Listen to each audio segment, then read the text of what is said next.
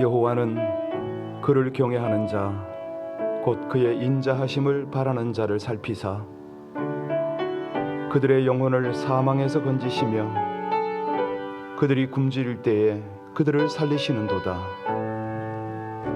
우리 영혼이 여호와를 바라며 그는 우리의 도움과 방패시로다. 오늘도 주를 바라보는 주의 백성들을 향하여 주의 인자와 성실을 베푸시는 하나님을 찬송합니다. 우리의 생전에 여호와를 찬송하며 평생의 하나님을 노래하도록 날마다 믿음을 붙들어 주시고 주의 길로 인도하여 주시기를 간절히 원하나이다. 지난밤을 평안 가운데 거하게 하시더니 오늘 새날을 주시고 하나님과 함께 이 첫날을 시작하게 하시오니 우리 주님의 거룩한 성소 안에서 주의 손을 견고히 잡고 하루를 출발하는 우리 모두 되어지게 하여 주옵소서. 예수님 이름으로 기도하옵나이다. 아멘. 매주 토요일이 되면 그리운 성도님들이 계십니다. 주일날 오실래나 그냥 계속해서 카톡도 보내고 전화도 하고 그러는데 주일날 보면 또 안 보이세요. 약간 좀 어떻게 좀 기도를 해야 되나, 여러분에게 기도 부탁을 해야겠다. 오늘 아침에 그 생각이 떠올랐는데요. 우리 팬데믹 영향으로 교회와 약간 거리가 생긴 분들을 위해서 좀 기도해 주시길 부탁합니다. 내일도 또 기대하는 마음으로 기도하겠습니다마는 우리 몇몇 분들, 자주 못 보는 분들 위해서, 여러분들 이름이 떠오르십니까? 얼굴만 떠올라도 괜찮습니다. 하나님 앞에 그분들을 올려드리고 예배에 힘쓰고 어려울수록 주를 의지해서 살아가는 인생, 무엇보다도 예배의 자리에서 하나님께로부터 지혜와 담대함을 얻는 그런 인생을 살아갈 수 있도록 우리 신앙이 조금 나태해지거나 아직도 두려움에 교회를 못 나오는 분, 혹은 신앙생활이 나태해진 분들, 이런 분들을 위해서 내일 주일날 하나님 앞에 다들 예배하는 그런 심령들 되게 해달라고, 또 교회를 못 정한 분들, 온라인이 되었던 또 오프라인이 되었던 함께 예배할 수 있게 해달라고 합심으로 함께 간절히 기도 올리겠습니다.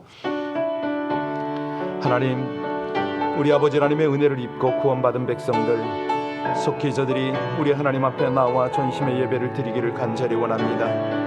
하나님, 우리 집사님들, 또 우리 성도님들, 우리 청년들, 저들의 삶과 저들의 모든 형편을 살피시는 우리 아버지 하나님, 무엇보다도 은혜의 자리를 사모하게 하시고 세상보다는 하나님 안에서 힘을 얻고 용기를 얻고 지혜를 얻을 수 있도록 저들에게 믿음의 온전한 믿음의 은혜를 더하여 주시기를 간절히 원합니다. 아버지 하나님, 도울 힘이 없는 방백을 의지하지 않고 세상을 바라보는 것이 아니라 전능자 여호와 하나님을 의뢰하고 그분을 예배하는 아름다운 신앙의 길을 갈 수 있도록 우리 신앙이 나태해지거나 두려워하는 심령들, 또 방황하는 심령들 붙들어 주셔서 예배의 자리로 나올 수 있도록 은혜 주시기를 간절히 원합니다. 아버지 하나님, 어떤 형편 어떤 상황에서도 우리 주님을 기억하고 주님을 첫자리에 모시고 주님을 예배하며 영혼의 힘을 얻고 모든 삶의 지혜를 얻으며 두려움 없이 담대함으로 나아가는 하나님의 성도들이 다 될 수 있도록 아버지 하나님, 죄의 길을 벗어나도록 하나님 은혜 주시기를 간절히 원합니다. 주 안에서 빛으로 조명하여 주시고 사랑으로 충만하게 덮어주시옵소서. 그 마음속에 항상 믿음 주시기를 간절히 원하고 온전한 믿음의 반열에서 저들과 함께 우리 주님을 섬기기를 원할 때 우리의 예배의 대상이요 능력이신 예수님 이름으로 기도하옵나이다. 아멘. 오늘은 출애굽기 17장입니다. 출애굽 17장 1절로 7절의 말씀을 합독하십니다. 17장 1절부터 7절까지입니다. 이스라엘 자손의 온 회중이 여호와의 명령대로 신 광야에서 떠나 그 노정대로 행하여 르비딤의 장막을 쳤으나 백성이 마실 물이 없는지라 백성이 모세와 다투어 이르되 우리에게 물을 주어 마시게 하라. 모세가 그들에게 이르되 너희가 어찌하여 나와 다투느냐? 너희가 어찌하여 여호와를 시험하느냐? 거기서 백성이 목이 말라 물을 찾으매 그들이 모세에게 대하여 원망하여 이르되 당신이 어찌하여 우리를 애굽에서 인도하여 내어서 우리와 우리 자녀와 우리 가축이 목말라 죽게 하느냐? 모세가 여호와께 부르짖어 이르되 내가 이 백성에게 어떻게 하여야 그들이 조금 있으면 내게 돌을 던지겠나이다. 여호와께서 모세에게 이르시되 백성 앞을 지나서 이스라엘 장로들을 데리고 나일강을 치던 내 지팡이를 손에 잡고 가라. 내가 호렙산에 있는 그 반석 위 거기서 내 앞에 서리니 너는 그 반석을 치라. 그것에서 물이 나오리니 백성이 마시리라. 모세가 이스라엘 장로들의 목전에서 그대로 행하니라. 그가 그 이름을 마사 또는 무리바라 불렀으니 이는 이스라엘 자손이 다투었으며 또는 그들이 여호와를 시험하여 이르기를 여호와께서 우리 중에 계신가 안 계신가 하였음이었더라. 아멘. 오늘은 이제 신광야를 떠나서 르비딤에 도착했다고 그랬죠. 자, 여러분, 르비딤에 도착한 것이 어떤 그 여정, 어떤 목적일까요? 사실은 그들은 자기 마음대로 가는 게 아니잖아요. 하나님의 명령 곧 하나님의 인도를 따라 여기까지 왔습니다. 낮에는 구름 기둥, 밤에는 불 기둥, 그 인도를 따라 온 것이죠. 자, 1절을 다시 한번 볼까요? 여기 뭐라고 그랬습니까? 1절 같이 다시 읽습니다. 이스라엘 자손의 온 회중이 여호와의 명령대로 신광야에서 떠나 그 노정대로 행하여 르비딤 장막에 쳤으나 백성이, 여러분 여기서 뭘 느끼십니까? 예, 그렇죠. 분명히 하나님의 인도 따라 왔습니다. 르비딤이에요. 그런데 마실 물을 얻지 못했다. 여러분, 그러면 이제 우리는 어떻게 해야 됩니까? 지금 이 출애굽을 계속 따라 여정을 지금 함께 가고 있습니다. 그러면 이미 하나님의 마음을 어느 정도 느끼잖아요. 우리의 질문이 뭐죠? 어떻게 하나님께서 마실 물도 없는 메마른 지역으로 인도하시는가? 이 질문이 생기잖아요. 사막이나 광야에서 물을 얻지 못하면 이건 뭐 가족들이 살아날 수가 없습니다. 그런데 왜 하나님은 당신의 백성을 물 없는 곳으로 인도하셨는가? 이 질문에 대한 답을 얻어야 됩니다. 이게 바로 우리의 기도 제목이거든요. 자, 이 질문에 대한 답이 뭐죠? 하나님은 그의 백성들을 시험하셨다. 이렇게 나와야 되는 거죠. 왜냐하면 성경 여기저기에 그 구절이 있어요. 네가 고난 중에 부르짖음에 내가 너를 건졌고 뇌성의 은은한 곳에 내게 대답하여 무리바 물가에서 너를 시험하였노라. 이렇게 무리바 물가에서 너를 시험하였다. 예, 네 열조도 알지 못하던 만나를 광야에서 내게 먹이셨나니 이는 다 너를 낮추며 너를 시험하사 마침내 내게 복을 주려 하심이라. 이 광야에 이끌어 가시는 하나님의 목적이 시험이라는 거죠. 예, 아니 신명기 33장에 보면 그런 말씀이 있잖아요. 레위에 대하여 일렀을 때 주의 둠빔과 우림이 주의 경건한 자에게 있도다. 주께서 그를 마사에서 시험하시고 무리바 물가에서 그와 다투셨도다. 이런 내용이 나오죠. 무리바 물가. 네, 하나님은요 성도를 시험하십니다. 그냥 그저 테스트한다 이렇게 보시면 돼요. 우리 시험은 한 3가지가 있는 걸 여러분 다 아시죠? 모르시나요? 예, 하나님께 속한 2가지가 있고 마귀에게 속한 것이 있는데 그 중에 하나가 테스트입니다. 우리 마음속에 무엇이 있는지, 참된 믿음이 있는지, 하나님을 사랑하는 사랑이 진정인지, 아니 무엇보다도 하나님의 말씀 앞에 순종하고자 하는 마음이 있는지, 이걸 하나님이 알고 싶어 하세요. 그런데 왜 그 테스트를 거치게 하느냐? 아는 거기에 목적이 있는 게 아니고 우리를 낮추십니다. 마음을 낮추시고. 왜? 마음이 낮아져야 거기에 복이 머물잖아요. 항상 물은 낮은 곳에 흐르고 하나님의 은혜도 낮은 곳에 쌓입니다. 그래서 우리 하나님이 우리를 낮추시는 목적이 뭐냐면 하나님의 은혜, 하나님의 복이 거기 머물도록 하는 거죠. 자, 낮아지면 그 다음엔 어떤 일밖에 없습니까? 올라갈 일밖에 없잖아요. 자꾸 올라가려고 그러면요 낮아지는 것밖에 없고요. 우리 하나님이 성도들에게 시험을 주는 목적은 뭐냐면 마음을 낮추고 뭐를 주려고요? 복을 주려고. 우리가 예수를 믿고 구원받아서 천국까지 가는 신앙의 여정은 바로 이스라엘 백성들이 광야를 가는 그 예표입니다. 그러니까 하나님은요 이스라엘 백성들에게 쉬운 길을 허락하지 않으셨어요. 쉽고 편안하고 안전한 길을 주신 게 아닙니다. 쓴물이 있는 그 지역을 지나야 되고요. 먹을 것이 없는 그 광야 생활을 해야 되고요. 아예 지금은 물이 없는 르비딤까지 왔습니다. 이제 내일 보시겠습니다마는 원수 아말렉이 뒤에서 공격하는 위험한 장소로 지금 이끌고 계십니다. 힘들고 어려운 그런 지역으로 인도하시는 거죠. 그 목적이 뭐라고요? 이스라엘 백성을 시험하기 위하여. 예. 그러니까 우리가 예수를 믿었다, 구원을 얻었다, 이렇다고 해서 항상 삶이 편안하고 복되고 좋은 일, 또 웃을 일만 있다라고 기대하면 안 된다는 겁니다. 그것은 비현실적 믿음입니다. 봐라, 내가 예수 믿으니까 이게 잘 되지, 형통하잖아. 이건 아니라니까요. 절대 아닙니다. 우리가 하나님 앞에서 조금 어려움이 닥쳐오면 바로바로 이거 뭐지? 테스트가 아닌가? 확인을 하려는 거예요. 자, 이렇게 어려움, 시험을 당할 때는 어떻게 해야 되느냐? 오늘 2절이 답입니다. 자, 2절 같이 다시 읽습니다. 백성이 모세와 다투어 이르되 우리에게 물을 주어 마시게 하라. 모세가 그들에게 이르되 너희가 어찌하여 나와 다투느냐? 너희가 어찌하여 여호와를? 예, 그렇습니다. 여러분, 모세가 물을 줄 수 있습니까? 모세도 목이 마르겠죠. 그런데 이 시험이 닥쳐올 때에 사람들의 속성이란 뭐냐면 주변 누군가에게 핑계를 대고 그 사람에게 해결을 받으려고 그래요. 요구하는 거죠. 다투는 거죠. 자기에게 시험이 오는데 이 사람 저 사람한테 막 응당한 뭘 요구를 해요. 나 인정하라는 거예요. 내 필요를 채우라는 거예요. 이거 어떡합니까? 이스라엘 백성들은요, 모세에게 물을 달라고 요구를 합니다. 너 때문에 네가 안 주니까 이런 처지가 되었다는 거예요. 모세와 싸우려고 합니다. 그래서 모세는 이 지역에 별명을 붙였습니다. 무리바. 무슨 뜻이죠? 다투다, 싸우다, 이런 의미 아닙니까? 자, 우리가 잘 알고 있습니다. 하나님께서 홍해 가르셨고 말았은 물 단물로 바꾸셨고 아침 저녁에 고기와 만나로 그렇게 공급하셨습니다. 그러면 물이 없는 곳에 갔을 때는 어떻게 해야 되죠? 기다려야죠. 하나님을 향하여 이유를 여쭈어야죠. 더 적극적으로는 하나님께 구해야 되죠.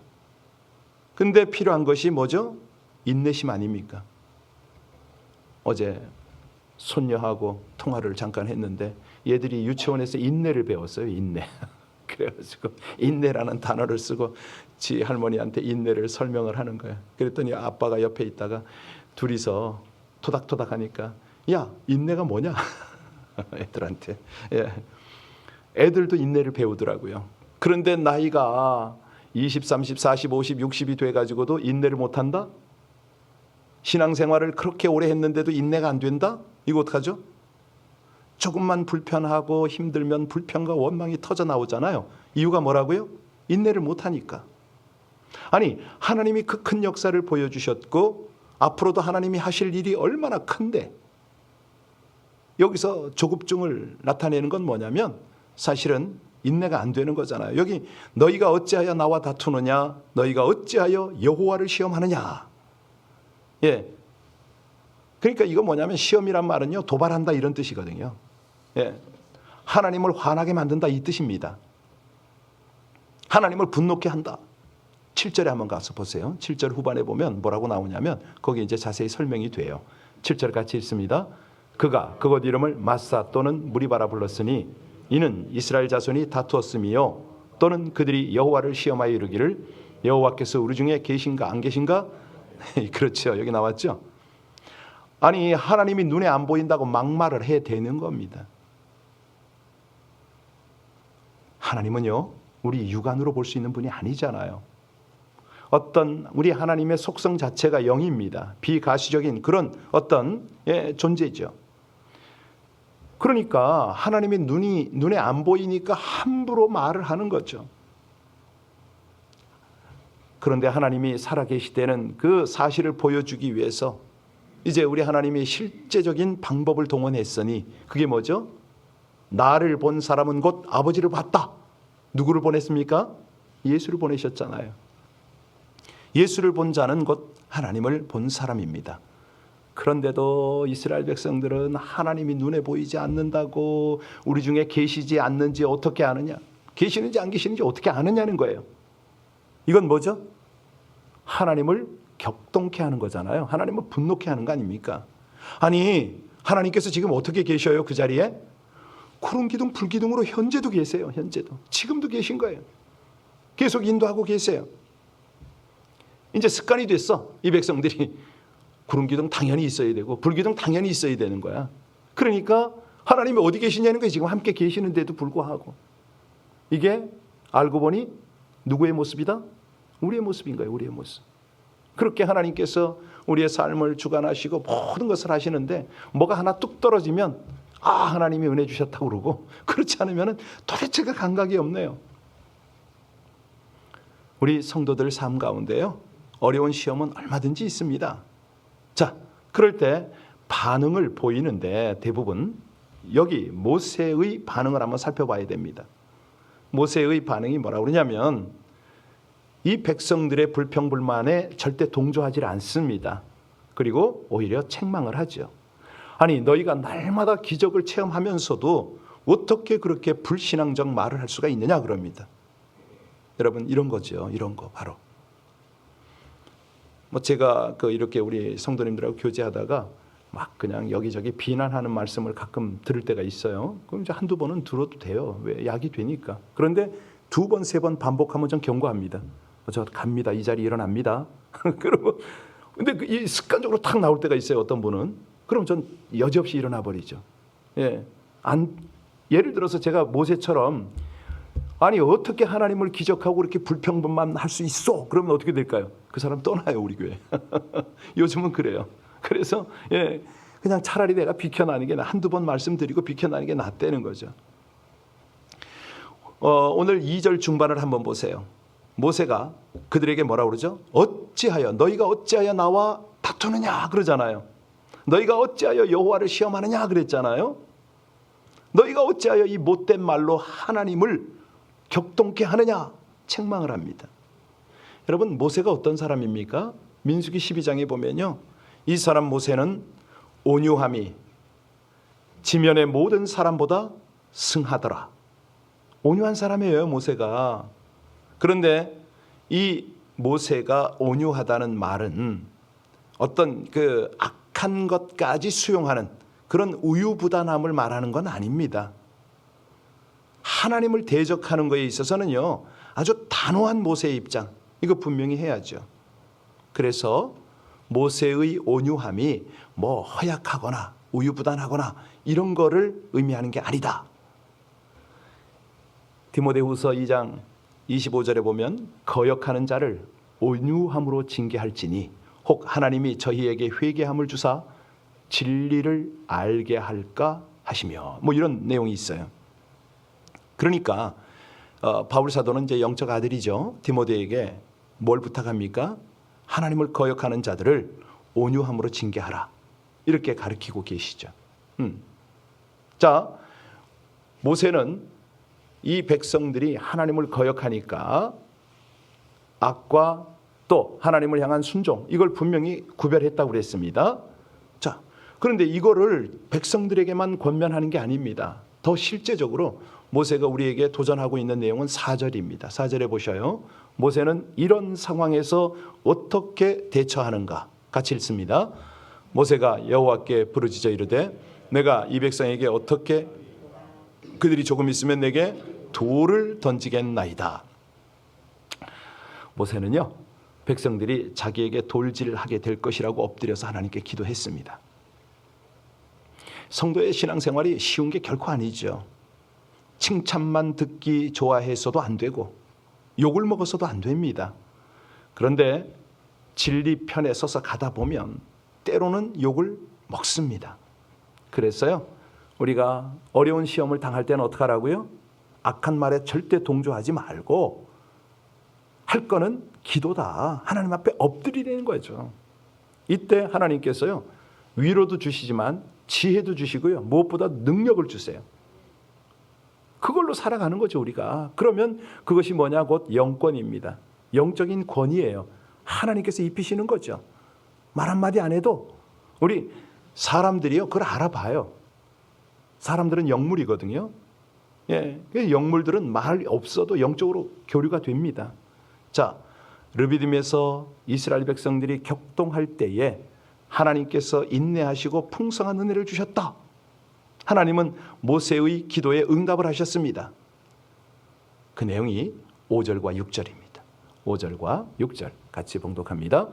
여호와께서 모세에게 이르시되 백성 앞을 지나서 이스라엘 장로를 데리고 나일강을 치던 내 지팡이를 손에 잡고 가라. 내가 호렙산에 있는 그 반석 위 거기서 내 앞에 서리니 너는 그 반석을 치라. 그것에서 물이 나오리니 백성이 마시리라. 모세가 이스라엘 장로들의 목전에서 그대로 행하니라. 우리 하나님께서 호렙산 반석 위에 서서 어떻게 하라고요? 치라 명령하셨어요. 누구 앞에서? 장로들 앞에서 반석을 치라. 여러분, 지팡이는 나무 아닙니까? 반석은 돌입니다. 이제 이따 보시면 아시겠지만 차돌이에요. 치면은 지팡이가 어떻게 돼요? 그렇죠. 아니, 바위가 깨지겠습니까? 지팡이가 부러지겠습니까? 치면 칠수록 지팡이는 부러질 뿐입니다. 그런데 모세의 지팡이로 바위를 쳤더니 바위가 갈라졌다. 그리고 물이 나오기 시작했다. 여러분, 이거 있잖아요. 시편과 또 현실을 보면 너무 실감나요. 시편 78편에 뭐라고 그러냐면 광야에서 반석을 쪼개시고 깊은 수원에서 나는 것 같이 저희에게 물을 흡족히 마시우셨으며 또 반석에서 시내를 내사 물이 강같이 흐르게 하셨으나 저희는 계속해서 하나님께 범죄하여 황야에서 지존자를 배반하였느니라. 시편 78편 15절로 17절이에요. 기가 막히죠. 아니, 반석이 열리더니 그냥 샘의 근원이 터져버리는 것 같아요. 그냥 팡팡 쏟아졌는데 마셨잖아요. 흡족히 마셨어요. 그런데 또 범죄한다. 그러네요. 여러분, 아니 지금 여기 광야에 운집한 군중이 얼마나 됩니까? 200만이 넘잖아요. 그들이 흡족하게 마시려면 물이 어느 정도 양이 되어야 합니까? 말할 것도 없죠. 시편 114편 8절에 보면요, 저가 반석을 변하여 못이 되게 하시며 차돌로 샘물이 되게 하셨도다. 이게 이제 무슨 뜻일까요? 왜 차돌을 비유했을까요? 이거는요, 하나님의 그 풍성한 은혜거든요. 하나님께서 하나를 구할 때에 열을 주실 수가 있는 거예요. 우리가 생각지도 못했던 그런 방법으로 풍성하게 부으시는 거죠. 재밌는 건 이 르비딤이라고 불린 이집트의 현 위치에 모세가 쳤던 바위가 있는데 아직도 물이 나오고 있답니다. 전 못 가봤는데요. 예, 이거는 주석가들이 다 설명을 하는 거거든요. 아니, 수천 년이 지난 지금까지 흐르고 있으니 이게 얼마나 풍성한 은혜냐고요. 그런데 오늘을 사는 우리, 성지순례를 못 간 저나 여러분들처럼 이런 어떤 성경의 말씀을 통해서 은혜를 받아야 된 우리는 뭘 깨달아야 되냐면 고린도전서 10장 4절에 보면요, 하나님의 말씀이 거기 있어요. 다 같은 신령한 음료를 마셨으니 이는 저희를 따르는 신령한 반석으로부터 마셨음에 그 반석은 뭐더라? 그렇죠, 그리스도더라. 이거를 우린 잡으면 돼요. 반석은 예수 그리스도예요. 자, 이 반석이 지팡이로 때림을 당했잖아요. 무슨 뜻인가요? 예수 그리스도가 순환을 당한 거죠. 십자가 순환을 당한 걸 예표합니다. 그러면 예수님이 순환당하시고 맞으심으로 인하여 반석에서 생수가 나오는 건 뭘 예표하는 거죠? 이 생수는 말씀과 성령이잖아요. 요한복음 7장에 나오잖아요. 명절 끝날 곧 큰 날에 예수께서 서서 외쳐 가라사대 누구든지 목마르거든 내게로 와서 마시라. 나를 믿는 자는 성경에서 이른 것 같이 그 배에서 뭐가? 생수의 강이 흘러나리라 하시니 이는 믿는 자의 받을 뭐를 가리켰다? 성령을 가리켜서 말씀하십니다. 이렇게 되는 거죠. 그러니까 오늘날 우리가 무리바의 생수를 함께 누리는 거예요, 지금. 예, 리비딤에. 자, 중요한 거는 반석이신 예수 그리스도는 한 번 십자가의 순환으로 영원한 속죄 제사를 완성하셨잖아요. 고난이 완성된 거예요. 인간의 영혼은요, 예수 그리스도로 채워지지 않으면 만족할 수가 없습니다. 계속 갈증이 나는 거예요. 계속 방황할 수밖에 없어요. 내가 왜, 어디로, 무엇을 위해서 사는지 인생에 대해서는요, 답이 하나밖에 없습니다. 예수 그리스도밖에 없어요. 어떻게 살아야 되나? 성령께서 알려주시는 거죠. 성령께서 우리 가운데 내주하시면 정말 하나님의 은혜가 깨달아지고 삶의 방향이 보이고 삶의 힘을 얻고 그러는 거 아닙니까? 우리가 지금 오늘 말씀을 통해서 그렇구나. 위기를 만나고 하나님의 테스트를 당할 때는 바짝 엎드려야 되는구나. 낮은 곳에 처해야 되는구나. 마음을 낮추기만 하면 하나님께서 우리에게 필요한 물질의 복, 건강의 복, 땅의 복, 기름진 복, 영생의 복을 다 부어주시는구나. 이것을 분명히 아셔야 됩니다. 사람 보고 원망할 일이 아닙니다. 하나님을 집중하고 하나님께서 예비하신 은혜로 충만하시기를 주의 이름으로 축원합니다. 기도하시겠습니다. 메마른 땅, 척박한 환경, 목타는 광야길, 반석을 열어 감추어진 신선한 물을 내어 마시게 하심을 감사를 드립니다. 호렙산에서 율법을 주시기 전에 생명의 물을 먼저 마시도록 은혜를 주시듯 세상의 반석이 되시는 예수 그리스도의 영원한 속죄 제사를 받으시고 대속의 은혜를 베풀어 주시어 성령으로 함께 하심을 감사드립니다.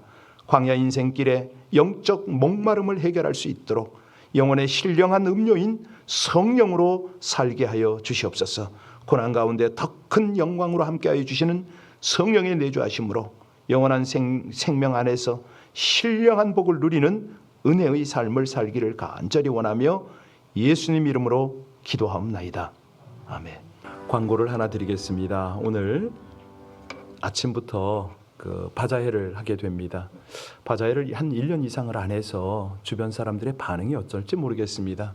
바자회의 목적은 우리 여전도회가 이 팬데믹 상황에서 회비를 걷지를 못했잖아요. 그런데도 불구하고 어버이날이라든가 있는 힘을 다해서 선교사님이라든가 여러 가지 경제적 활동을 하다 보니까 자금이 고갈이 됐습니다. 그래서 이제 이 바자회를 통해서 이제 다시 좀 자금을 조성하는 건데 여러분들께서 아침에 좀 도와주시면 고맙겠습니다. 이제 하루 종일 판매를 하게 되니까 교대하면서 또 판매도 같이 해주시고 물건 셋업도 좀 해주시고 그랬으면 참 좋겠는데요. 우리 오전에 잠깐 애찬을 교제를 마치고 바로 작업에 착수할 겁니다. 위에서 내려갈 물건이 굉장히 많고요. 테이블도 셋업을 해야 되고 하니까 우리 같이 서로 십시일반 힘과 지혜를 모으도록 했으면 참 좋겠습니다. 우리 함께 기도합니다. 오늘 말씀 돌에서 나오는 신령한 음료가 기다리고 있는데 우리는 뭐죠? 그 앞에 하나님을 향하여 구하기보다는 사람을 바라보고 사람에게 뭔가 얻으려고 그러고 있지는 않나 모르겠습니다. 우리 함께 하나님은 지혜십니다.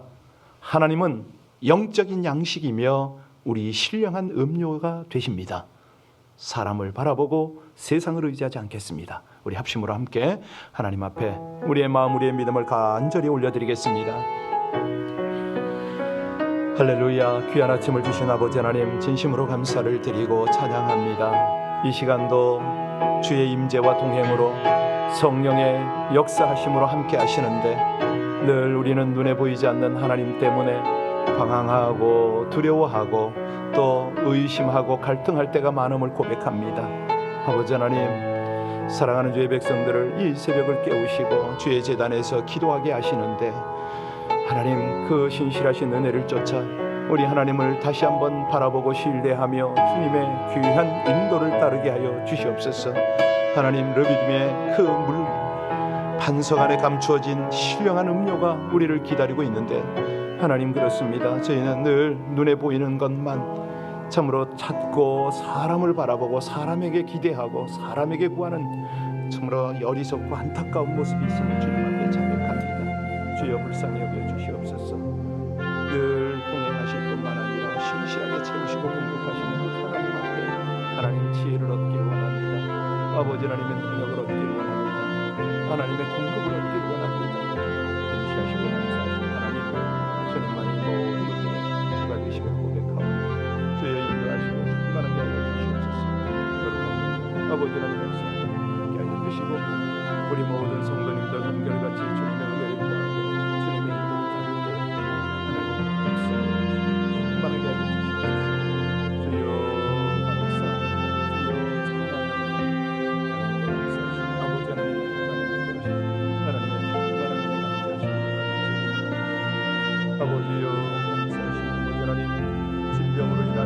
구조적인 사정으로 인하여 여러 가지 어려움을 인하여 하나님 앞에 테스트 받고 있는 우리의 성도님들 주께서 주시는 은혜 속에 지혜 속에 이 모든 어려움들을 돌파하기를 원합니다.